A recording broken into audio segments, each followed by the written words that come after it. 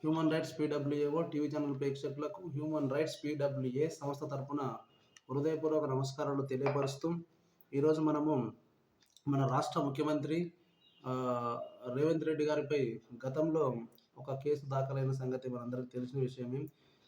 అదేం కేసు అంటే Janwada form హౌస్పై drone కేసులో కౌంటరు దాఖలు చేయండి, ప్రభుత్వానికి హైకోర్టు ఆదేశాలు, రేవంత్ రెడ్డి క్వాష్ పిటిషన్పై విచారణ. వివరాల్లోకి వెళ్ళి చూద్దాం మరి ఆ కేసు ఏం జరిగింది ఏందన్నది. ఇది ఒక 5-6 సంవత్సరాల క్రితం జరిగిన విషయం ఇది. సీఎం రేవంత్ రెడ్డి మల్కాజ్గిరి పార్లమెంటు సభ్యుడిగా ఉన్నప్పుడు జన్వాడ ఫామ్ హౌస్పై డ్రోన్ ఎగరవేసిన కేసులో కౌంటర్ దాఖలు చేయాలని హైకోర్టు ప్రభుత్వానికి ఆదేశాలు జారీ చేసింది.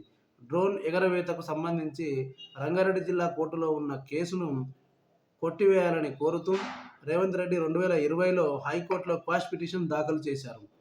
ఈ పిటిషన్పై తాజాగా మంగళవారం జస్టిస్ కె లక్ష్మణ్ ధర్మాసనం మరోసారి విచారణ చేపట్టింది.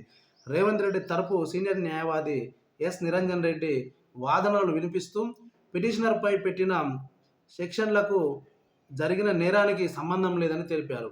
7 ఏళ్లలోపు శిక్ష పడే నేరాలకు నోటీసులు ఇవ్వాల్సి ఉండగా పోలీసులు అత్యుత్సాహంతో రేవంత్ రెడ్డిని 18 రోజులు జైల్లో పెట్టారని పేర్కొన్నారు. వాదనలను విన్న ధర్మాసనం ఈ వ్యవహారంలో ప్రభుత్వం తరపున కౌంటర్ దాఖలు చేయాలని రాష్ట్ర పబ్లిక్ ప్రాసిక్యూటర్ పల్లె నాగేశ్వరరావుకు ఆదేశాలు జారీ చేసింది.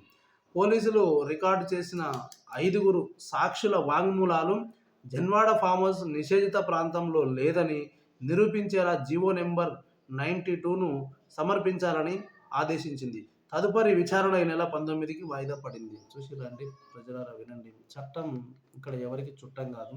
రాష్ట్ర ముఖ్యమంత్రి అయినా కూడా కోర్టు ఏం చెప్పిందో విన్నారు కదా క్లియర్గా.